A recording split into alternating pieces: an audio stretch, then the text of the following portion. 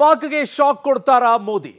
ಯಾವ ರೀತಿ ಅನ್ನೋದೇ ಈಗ ದೇಶದ ಜನರ ಕುತೂಹಲ, ಪ್ರಪಂಚದ ಕುತೂಹಲ. ಈ ನಿಟ್ಟಿನಲ್ಲಿ ಮಹತ್ವದ ಸಭೆಯನ್ನ ನಡೆಸಲಿದ್ದಾರೆ ಪ್ರಧಾನಿಗಳು. ಈ ಹಿಂದೆಯೂ ಕೂಡ ಇದೇ ರೀತಿಯಾದಂತಹ ಸಂದರ್ಭದಲ್ಲಿ ತೆಗೆದುಕೊಂಡಂತಹ ನಿಲುವು ಈ ಸಭೆಗಳಿಂದ. ಪಹಲ್ಗಾಮ್ ಉಗ್ರ ದಾಳಿ ನಡೆದ ನಂತರ ಒಂದು ವಾರ ಆಯ್ತಾ ಬಂತು. ಪ್ರತೀಕಾರದ ಪ್ರತಿಜ್ಞೆಗೆ ಮುಹೂರ್ತ ಯಾವಾಗ ಅಂತ ಕೇಳ್ತಾ ಇದ್ದಾರೆ. ಪಾಕ್ ಸೊಕ್ಕು ಮುರಿಯಲು ಕಾರ್ಯತಂತ್ರವನ್ನ ಈಗ ರೂಪಿಸಲಾಗ್ತಾ ಇದೆ. ಮೋದಿ ಅಧ್ಯಕ್ಷತೆಯಲ್ಲಿ ಹೈ ವೋಲ್ಟೇಜ್ ಮೀಟಿಂಗ್ ನಡೆಯಲಿದೆ. ಮೋದಿ ನಿವಾಸದಲ್ಲಿ ನಡೀತಾ ಇರುವಂತಹ ಉನ್ನತ ಮಟ್ಟದ ಸಭೆ ಬಹಳ ಮಹತ್ವವನ್ನು ಪಡ್ಕೊಳ್ಳುತ್ತೆ. ಈ ಸಭೆಯಲ್ಲಿ ಈಗಾಗಲೇ NSA ಮತ್ತು CDSನ ಮುಖ್ಯಸ್ಥರಿದ್ದಾರೆ. ರಾಜನಾಥ್ ಸಿಂಗ್ ಅವರಿದ್ದಾರೆ. ಪ್ರಧಾನಿ ಮೋದಿ ಅವರ ನೇತೃತ್ವದಲ್ಲಿ ನಡೀತಾ ಇದೆ. ಅಜಿತ್ ದೋವೆಲ್ ಇದ್ದಾರೆ. ಅತಿ ಮುಖ್ಯವಾಗಿ ಮೇಜರ್ ರೋಲ್ ಅನ್ನ ತೆಗೆದುಕೊಳ್ಳೋದೇ ಅಜಿತ್ ದೋವೆಲ್. ಅವರಿಗೆ ಎರಡನೇ ಟರ್ಮ್ ಅಲ್ಲಿ ಫುಲ್ ಪವರ್ ಅನ್ನ ಕೊಟ್ಟಿರೋದು ಅಜಿತ್ ದೋವೆಲ್ ಅವರಿಗೆ. ಮೋದಿ ನಿವಾಸದಲ್ಲಿ ಉನ್ನತ ಮಟ್ಟದ ಸಭೆ ಈಗ ನಡೀತಾ ಇದೆ. ರಾಷ್ಟ್ರೀಯ ಭದ್ರತಾ ಸಲಹೆಗಾರ ಅಜಿತ್ ದೋವೆಲ್, CDS ಜನರಲ್ ಅನಿಲ್ ಚೌಹಾಣ್ ಸಭೆಯಲ್ಲಿ ಭಾಗಿಯಾಗಿದ್ದಾರೆ. ಪಹಲ್ಗಾಮ್ ದಾಳಿ ಮತ್ತು ಭದ್ರತೆಯ ಕುರಿತು ಸಭೆಯಲ್ಲಿ ಚರ್ಚೆ ನಡೀತಾ ಇದೆ. ಅದನ್ನು ಬಿಟ್ಟರೆ ಇನ್ನೇನು ಮಾಡ್ತಾರೆ? ಭದ್ರತೆ ವಿಚಾರದಲ್ಲೇನೆ ಚರ್ಚೆ ಇರೋದು. ರಕ್ಷಣಾ ಸಚಿವ ರಾಜನಾಥ್ ಸಿಂಗ್, ಪ್ರಧಾನಿ ನರೇಂದ್ರ ಮೋದಿ ಅವರು. ಕಾಂಗ್ರೆಸ್ ಕೇಳುತ್ತಾ ಇತ್ತು ಗಾಯಬ್ ಅಂತ ಹೇಳಿ. ಎಲ್ರಿ ಗಾಯಬ್? ಒಬ್ಬ ಪ್ರಧಾನಿ ಏನ್ ಮಾಡಬೇಕು ಅದನ್ನ ಮಾಡ್ತಾ ಇದ್ದಾರೆ. ಕಾಂಗ್ರೆಸ್ನವರಿಗೆ 7 ತಿಂಗಳಿಗೆ ಹುಟ್ಬಿಟ್ಟಿದಾರ ಅಂತ. ರಕ್ಷಣಾ ಇಲಾಖೆಯೊಂದಿಗೆ ಮೋದಿ ಹೈ ವೋಲ್ಟೇಜ್ ಸಭೆಯನ್ನ ಮಾಡ್ತಾ ಇದ್ದಾರೆ. ಸಭೆಯಲ್ಲಿ ರಕ್ಷಣಾ ಸಚಿವ ರಾಜನಾಥ್ ಸಿಂಗ್ ಅವರಿದ್ದಾರೆ. ತುಂಬಾ ಮಹತ್ವವನ್ನು ಪಡ್ಕೊಳ್ತಾ ಇದೆ. ರಾಷ್ಟ್ರೀಯ ಭದ್ರತಾ ಸಲಹೆಗಾರ ಅಜಿತ್ ದೋವೆಲ್, CDS ಜನರಲ್ ಅನಿಲ್ ಚೌಹಾಣ್ ಭಾಗಿಯಾಗಿದ್ದಾರೆ.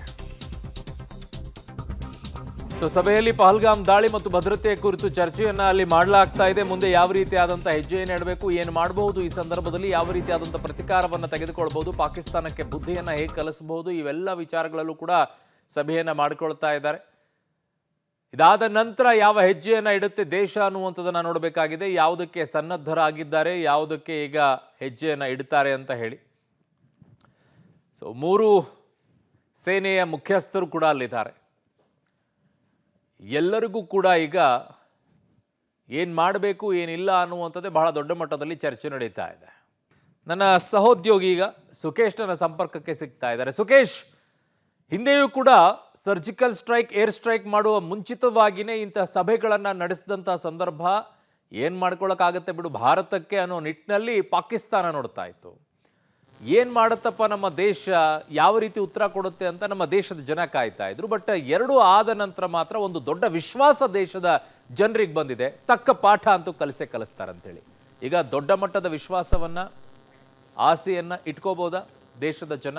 ಸುಕೇಶ್, ಖಂಡಿತ ಅರುಣ್, ಯಾಕಂದರೆ ಹಿಂದೆ ಕೂಡ ಇದೇ ರೀತಿಯಾಗಿತ್ತು. ಯಾಕಂದರೆ ತಕ್ಷಣಕ್ಕೆ ಪ್ರತಿಕ್ರಿಯಿಸಿದ್ರ ಹಾಗಲ್ಲ, ಸಮಯವನ್ನು ತೆಗೆದುಕೊಂಡು ಏನೆಲ್ಲ ತಂತ್ರಗಾರಿಕೆಯನ್ನು ಮಾಡಬೇಕು ಅನ್ನೋಂಥ ವಿಚಾರದಲ್ಲಿ ಸಾಕಷ್ಟು ಚರ್ಚೆ ನಡೀತು. 12 ದಿನಗಳ ನಂತರದಲ್ಲಿ ಏರ್ ಸ್ಟ್ರೈಕನ್ನು ಮಾಡಲಾಗಿತ್ತು. ಈಗ ಕೂಡ ಅಂಥದ್ದು ಒಂದು ಪರಿಸ್ಥಿತಿ, ಒಂದು ಸಂಕಷ್ಟದ ಪರಿಸ್ಥಿತಿ ಎದುರಾಗಿರೋದ್ರಿಂದ ಸಹಜವಾಗಿ ಏನೇ ಹೆಜ್ಜೆ ಇಟ್ಟರೂ ಕೂಡ ಹೆಜ್ಜೆ ಸಕ್ಸಸ್ ಆಗಬೇಕು ಅನ್ನೋದು ಒಂದು ಲೆಕ್ಕಾಚಾರ. ಆದರೆ ಮತ್ತೊಂದು ಅದಕ್ಕೆ ಬೇಕಾದಂಥ ತಂತ್ರಗಾರಿಕೆಗಳನ್ನು ಕೂಡ ಮಾಡ್ಕೊಳ್ಬೇಕಾಗುತ್ತೆ. ಯಾಕಂದರೆ ಒಂದು ಎದುರಾಳಿ ರಾಷ್ಟ್ರದ ಮೇಲೆ ಮಾಡುವುದು ಅಂತಂದರೆ ಯುದ್ಧ ಅನ್ನೋದಕ್ಕಿಂತ ಪ್ರಮುಖವಾಗಿ ಮಾಡುವಂಥ ತಂತ್ರಗಾರಿಕೆ ಏನು ಮೊದಲನೇದು ಅನ್ನೋದು ಪ್ರಮುಖವಾಗುತ್ತೆ. ಹಾಗಾಗಿ ಪ್ರಧಾನಿ ನಿವಾಸದಲ್ಲಿ ನಡೀತಿರುವಂಥ ಸಭೆ ಕೂಡ ಅಷ್ಟೇ ಹೈ ವೋಲ್ಟೇಜ್ ಸಭೆ ಅನ್ನೋದ್ರಲ್ಲಿ ಯಾವುದೇ ಅನುಮಾನ ಇಲ್ಲ. ಯಾಕಂದರೆ ರಾಷ್ಟ್ರೀಯ ಭದ್ರತಾ ಸಲಹೆಗಾರ ಒಳಗೊಂಡಂತೆ ಕೇಂದ್ರ ಸಚಿವರು ಒಳಗೊಂಡಂತೆ ಎಲ್ಲರನ್ನೂ ಒಳಗೊಂಡಂತೆ ಒಂದು ಸಭೆ ನಡೀತಾ ಇದೆ. ಮತ್ತು ಪ್ರಧಾನಿಯವರು ಈ ಸಭೆಯನ್ನು ನಡೆಸ್ತಾ ಇರುವಂಥ ಹೈ ವೋಲ್ಟೇಜ್ ಸಭೆಯಲ್ಲಿ ಸಾಕಷ್ಟು ಕುತೂಹಲ ಇರುವಂಥದ್ದು ಭಾರತದ ಮುಂದಿನ ಹೆಜ್ಜೆ ಏನು, ಅಥವಾ ಯಾವ ರೀತಿಯಲ್ಲಿ ಪ್ರತಿಕಾರ ಆಗಬೇಕು ಮತ್ತು ಅದಕ್ಕೆ ಆಗಬೇಕಾದಂಥ ಸಿದ್ಧತೆ ಮತ್ತು ತೀರ್ಮಾನಗಳು, ಈ ಎಲ್ಲ ವಿಚಾರಗಳ ಬಗ್ಗೆ ಸಾಕಷ್ಟು ಮಹತ್ವದ ಸಭೆ ಕೂಡ ಹೌದು. ಈ ಹೈ ವೋಲ್ಟೇಜ್ ಮೀಟಿಂಗ್ನಲ್ಲಿ ಯಾವ ತೀರ್ಮಾನಕ್ಕೆ ಬರ್ತಾರೆ ಪ್ರಧಾನಿ ಮೋದಿ ಅನ್ನುವಂಥ ವಿಚಾರದಲ್ಲಿ ಸಾಕಷ್ಟು ಕುತೂಹಲ ಇರುವಂಥದ್ದು.